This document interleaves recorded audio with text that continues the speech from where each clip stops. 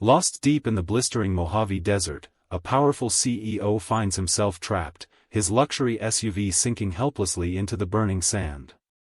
As the ruthless sun bears down and hope fades, a poor black mechanic in a battered pickup appears, offering help without hesitation. But as sweat, pride, and survival collide, neither man knows that this chance encounter will not only save a life but change two futures forever. Before diving into this story, tell us, what's the weirdest place you've ever gotten stuck? Let's comment below. The sun over the Mojave Desert was a brutal, relentless giant, pouring down heat like an open furnace on a land that looked like it had been forgotten by the world. The sky was wide and cruelly blue, not a cloud in sight, only the long, distant hum of the earth baking under its own silence. Every bush, every rock, every grain of sand seemed to shiver under the weight of the heat. Inside a gleaming white Land Rover, Robert Sterling III gripped the steering wheel with stiff fingers, his knuckles pale against the dark leather. His tailored white shirt, perfect just a few hours ago at a luxury conference hall in Las Vegas, was now clinging uncomfortably to his back, soaked with sweat. His face, usually firm and composed like a polished marble statue, had started to crack. Beads of sweat slid down the wrinkles at his temples. The corners of his mouth tightened in visible irritation. Robert was not used to losing control, not in business, not in life, and certainly not in a place like this, where the air itself felt like it might burn his lungs if he dared breathe too deep. His GPS had calmly suggested a shortcut, one that veered off the paved highway and onto a narrow, dusty trail barely wide enough for a single car. Ignoring the flashing warnings about unmaintained road conditions, Robert had pushed ahead, arrogance thick in his chest, convinced that no road could defeat a Land Rover, or, more importantly, defeat him. But nature had a way of humbling even the proudest, and just 20 minutes into the detour, the sand under his tires turned from firm to treacherous. The front wheels had dipped slightly at first, like stepping into a soft rug. Robert, irritated, had pressed the gas harder. The tires spun, kicked up dust, and then sank deeper, the heavy body of the SUV slouching lower and lower until the front bumper almost kissed the sand. Now, sitting in the motionless car, Robert could feel the vehicle leaning slightly forward, like a wounded beast that had given up. His phone had no signal. His water bottle was empty, discarded on the passenger seat. His face was turning red, not just from the sun, but from a rage he didn't know how to fix. His mind, trained to calculate mergers, acquisitions, and multi-million-dollar deals, found itself utterly helpless against simple dirt. Robert tried to open the door and step out, but the heat hit him like a wall. It wrapped around his body, squeezed into his lungs, and blurred his vision. The desert stretched infinitely around him, a shimmering ocean of gold and death offering no shade, no help, and no forgiveness. Panic began to creep in, not all at once, but like cold fingers running up his spine. He looked down the empty trail, hoping for a passing car, but there was nothing. Only silence, thick enough that he could hear his own heart pounding in his ears. In the distance, barely visible through the heat waves rising from the ground, a small black speck moved slowly, a truck rumbling against the emptiness. Robert squinted against the sun, hope flickering for a brief, desperate moment. Maybe, just maybe, someone was coming. But as the truck approached, as he made out its battered shape, the worn paint, and the lone figure behind the wheel, his heart dropped slightly. It wasn't the kind of help he had expected. Behind the dusty windshield of the old pickup, Malik Johnson peered ahead, squinting against the glare. His skin, dark and sun-kissed, seemed to shimmer with the heat as he leaned forward, curious and concerned. Malik wore an old blue work shirt stained with grease and a battered Dodgers cap pulled low over his brow. His truck, a patchwork of faded colors and duct tape, coughed and rattled as he pulled up beside the gleaming, stranded Land Rover. Malik's eyes, warm and full of uneasy kindness, scanned the scene quickly. He took in the fine car stuck helplessly in the sand, the expensive suit crumpled in misery, the look of stubborn pride and thinly veiled fear etched into Robert's face. Malik could feel it in his bones. The man didn't trust him, not even a little. But it didn't matter. The desert didn't care about skin color, money, or status. Out here, you either helped each other or you died alone. With a slow, respectful nod, Malik swung his truck into park, wiped the sweat from his brow, grabbed a jug of water from the passenger seat, nearly his last, and stepped out into the searing sun. Malik walked steadily toward the stranded SUV, the soles of his worn work boots sinking slightly into the hot, loose sand with every step, the sun hammering down on his back like a heavy, invisible fist. The jug of water sloshed quietly in his hand, half sealed now. The other half he had rationed carefully for the long drive home. His face, though glistening with sweat, remained open and calm, the kind of expression that had weathered enough hard days to know that worry didn't help much, and kindness often mattered more than anything else. As he approached, Robert straightened stiffly in his seat, his entire body tense. The rigid set of his jaw and the way his hand hovered near the door lock betrayed a lifetime of ingrained suspicion, a reflex stronger than logic or gratitude. Malik stopped a respectful few feet away, holding up the jug slightly like a peace offering. His voice, rough but friendly, carried easily over the dry, heavy air. "Looks like you could use some help, man. Got yourself a little stuck there, huh?" Robert hesitated, his blue eyes darting from the water jug to the stranger's sun-darkened face, reading into things that weren't there. Feeling an old, bitter discomfort rising in his chest, he swallowed it down, the dryness of his throat almost painful, and nodded curtly without rolling down the window. He cracked the door open just enough to lean out. His voice, brittle, "I don't need anything. I've called for roadside assistance. They'll be here soon." Malik smiled slightly, not mocking, just the weary smile of a man who had heard that kind of lie 1,000 times. He tipped his cap back and pointed out toward the empty desert behind him with a lazy flick of his wrist. "Brother, out here, ain't no cell towers for miles. You're stuck, and you know it. And before you roast yourself alive, maybe let me take a look. I've pulled bigger rigs than yours out of worse spots." Robert's pride battled with the growing, gnawing fear in his gut. He could feel the sun chewing on the back of his neck, could feel his tongue thickening like cotton, could feel that no one else was coming. After a long, brittle pause, he gave a tight nod, almost more to himself than to Malik, and pushed the door open fully. The heat slapped him across the face like a punishment the moment he stepped out. Standing next to each other, they couldn't have looked more different. Robert, tall but slightly stooped now under the weight of the heat and his own stubbornness, his expensive clothes rumpled and useless against the desert. Malik, sturdy and broad-shouldered, built like a man who knew how to survive under hard suns and harder luck, his clothes threadbare but practical, his movements steady and economical. Malik didn't waste time gawking at the car or throwing judgmental looks. He crouched down immediately by the front tire, his fingers digging into the sand, testing the softness, muttering under his breath as he studied the situation. "Yep," he said after a moment, standing up and dusting off his hands, "you're sunk real good. This ain't just spin and pull, man. You jammed her deep. Going to have to dig out around the tires, drop your tire pressure, maybe use my traction boards. If we're lucky, otherwise we're in for a long afternoon." Robert blinked at him, not fully understanding but catching the important part, long afternoon. And something inside him wilted a little more. Malik caught the look, shook his head, and offered the jug again, more insistent now. "First things first, you need to drink. You're sweating like a faucet, and if you keel over, ain't no point digging this thing out." This time, Robert didn't argue. His hands trembled slightly as he took the jug, lifting it to his cracked lips and drinking deeply, almost greedily. The water was cool and life-saving as it slid down his burning throat. Malik watched without comment, only nodding slightly when Robert, gasping, handed it back with a gruff, embarrassed thanks. Without another word, Malik trudged back to his truck, rummaged around in the battered bed, and came back with a shovel, a pair of dusty traction mats, and a tire gauge.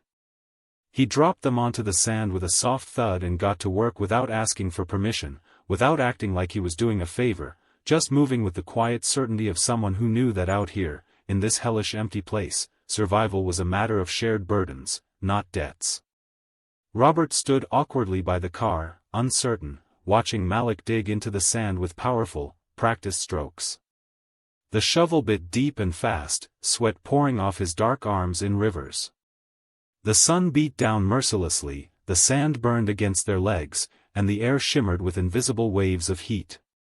But Malik worked steadily, rhythmically, never complaining, never pausing longer than to wipe his brow and flash Robert a brief, wordless glance, as if to say, "You're going to be okay. Just trust me."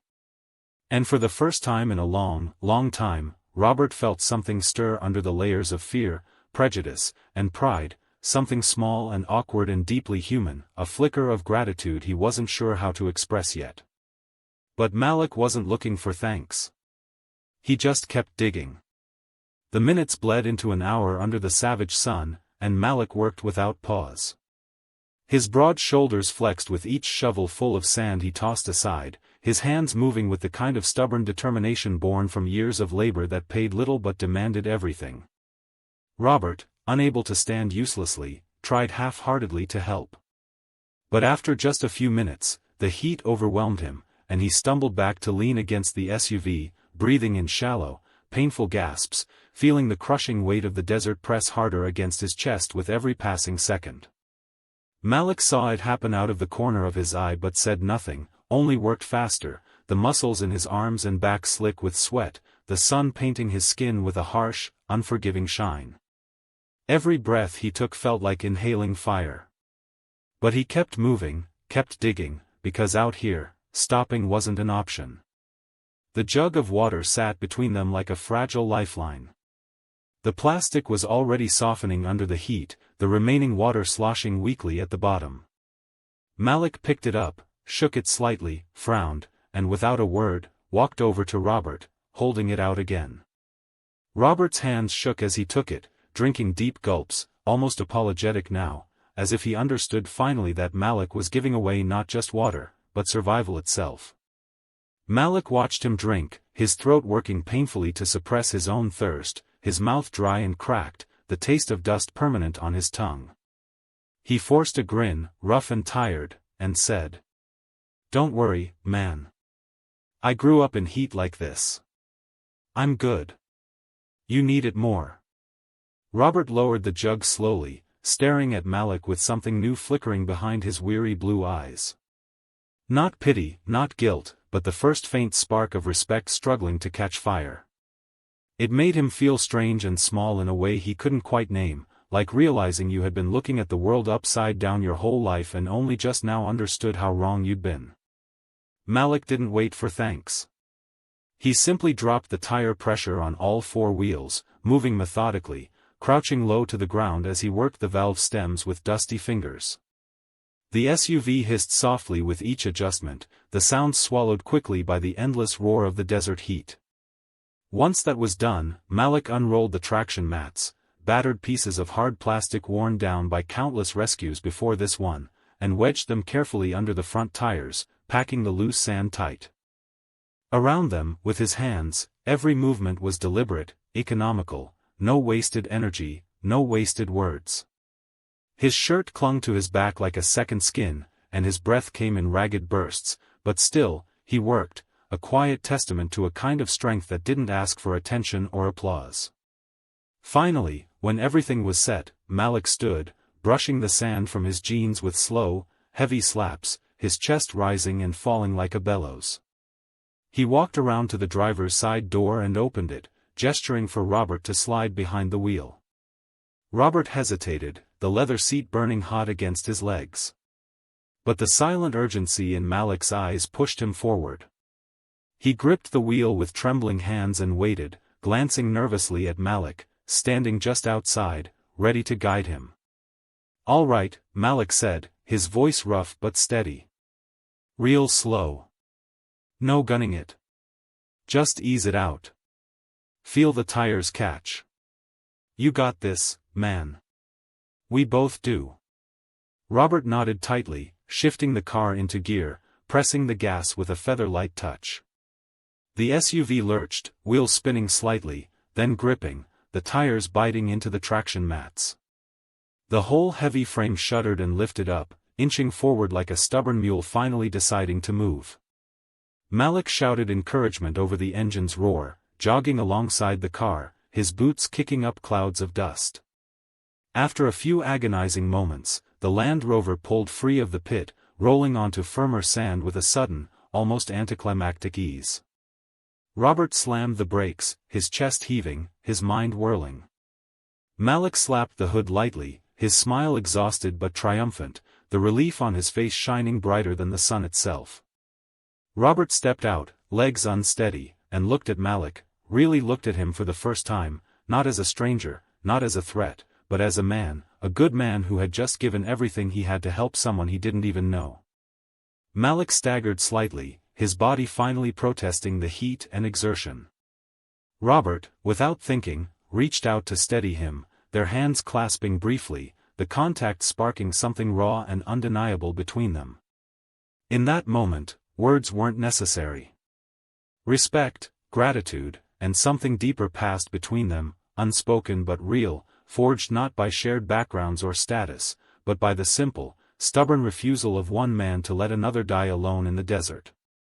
And somewhere deep inside Robert Sterling III, something old and bitter cracked just a little, letting in the blinding light of a truth he hadn't been ready to face until now.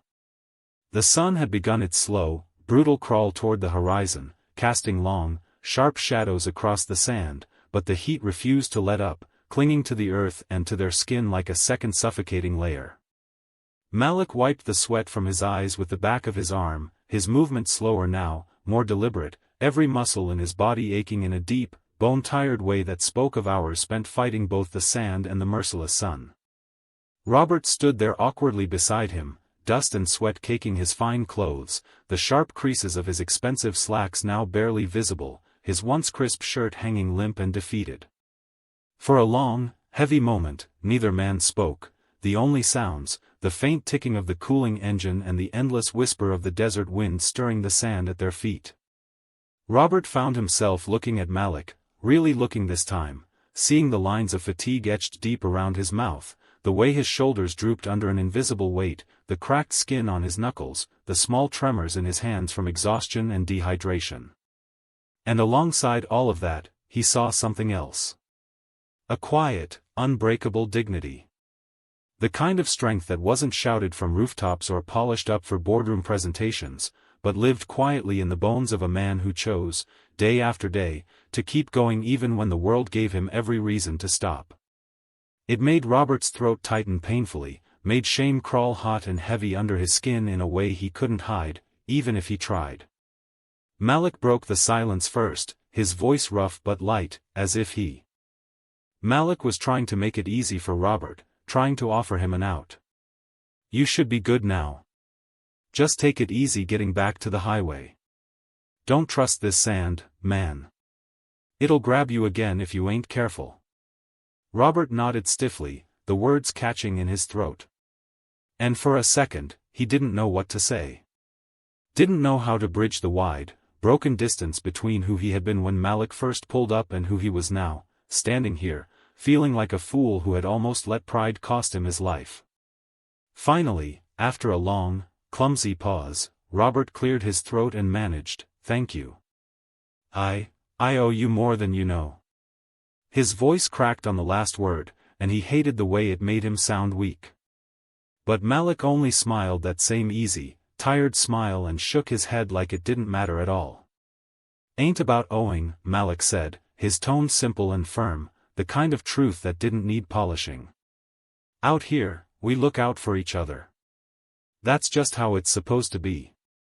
Robert opened his mouth, closed it again, feeling the heavy weight of all the things he should say, all the things he had been wrong about, all the assumptions he had carried in his chest like armor for so long, only to realize now that it had been weighing him down more than protecting him. He didn't know how to apologize for that, didn't know if he could even find the right words. So instead, he reached into the back seat of his SUV, fumbled through the small cooler he kept for emergencies, and pulled out the last remaining bottle of water. Still cool, still precious. He offered it to Malik with both hands, a simple, silent gesture. And Malik looked at it for a moment, his dark eyes unreadable, before taking it carefully, almost reverently, as if he understood exactly what it meant, exactly how much weight was behind that small, clumsy offering. Malik twisted the cap off, took a careful sip, then handed it back without a word. A quiet, shared pact forming between them in the thick, shimmering air.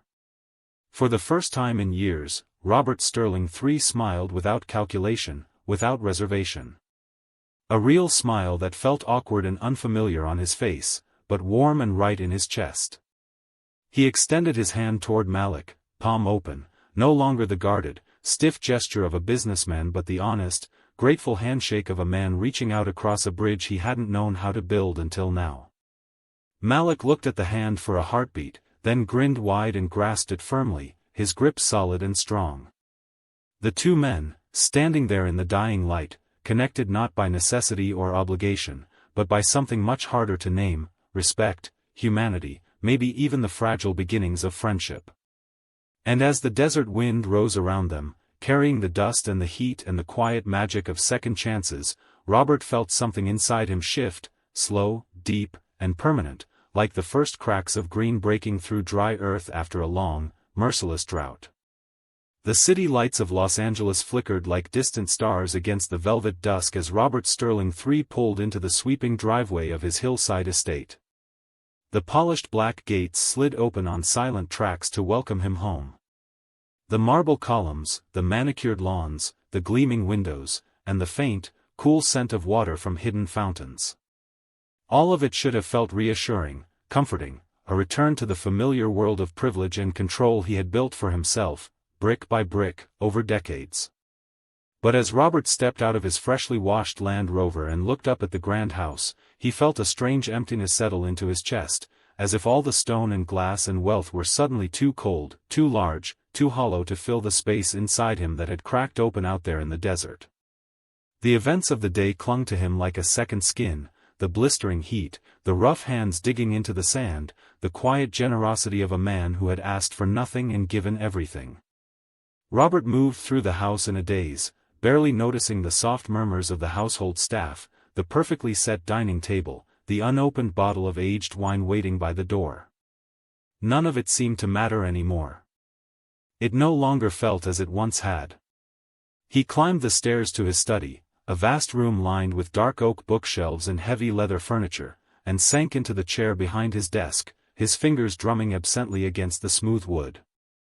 For a long time, he sat there, staring out at the glittering sprawl of the city below, the memory of Malik's weary smile, his cracked hands, his easy strength playing over and over in his mind.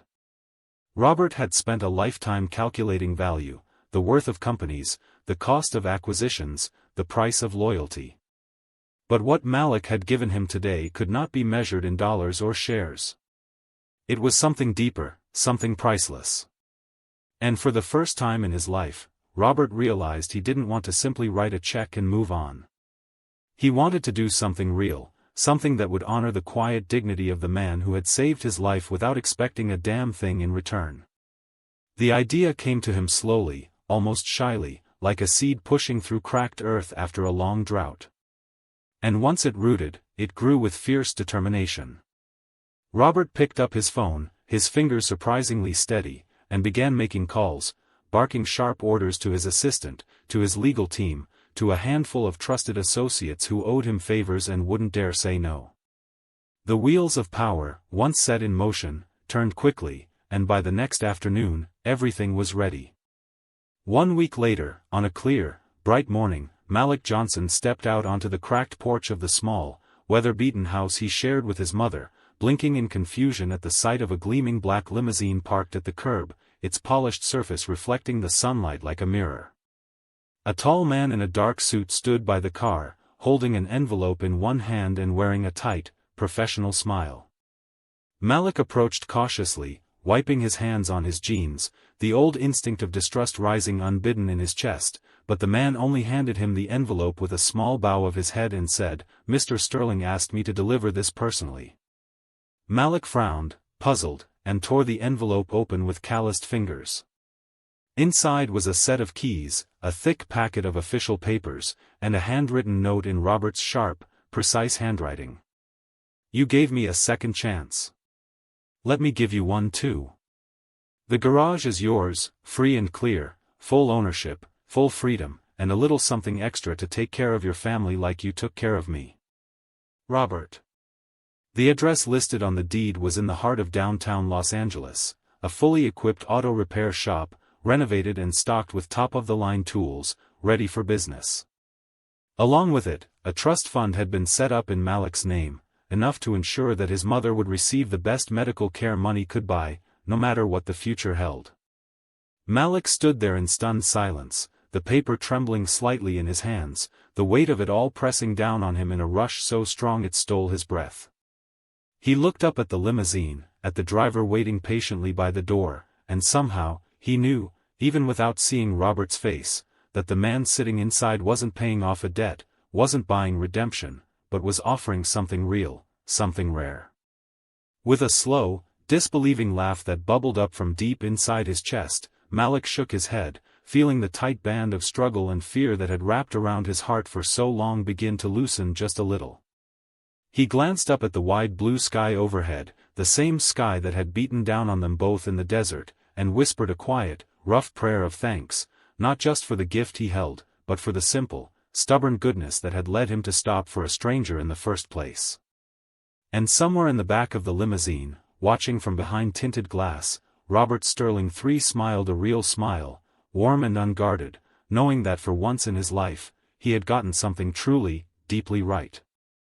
In the weeks that followed, Malik and Robert found their paths crossing more and more, not by accident, but by a shared, unspoken understanding that what had begun out there in the brutal heat of the Mojave was meant to grow into something larger, something lasting. Together, they stood shoulder to shoulder at the opening of the new garage, not just shaking hands for the cameras, but making quiet promises to each other and to the people who came through the doors seeking help. Promising that no one who needed a hand would ever be turned away. They started small, fixing cars for single mothers who couldn't afford repairs, offering free classes on auto maintenance for high school kids trying to find their way, reaching out to veterans, to the homeless, to anyone who needed a second chance the way Robert once had, the way Malik had never hesitated to give. And as the sun dipped low over the city skyline, painting the streets in gold and amber light, the two men stood side by side, not as a rich man and a poor man, not as black and white, but simply as brothers, bonded by dust, by sweat, by survival, and by the simple, stubborn belief that kindness, once given freely, could change the world, one small act at a time. And so they smiled, rolled up their sleeves, and got to work together.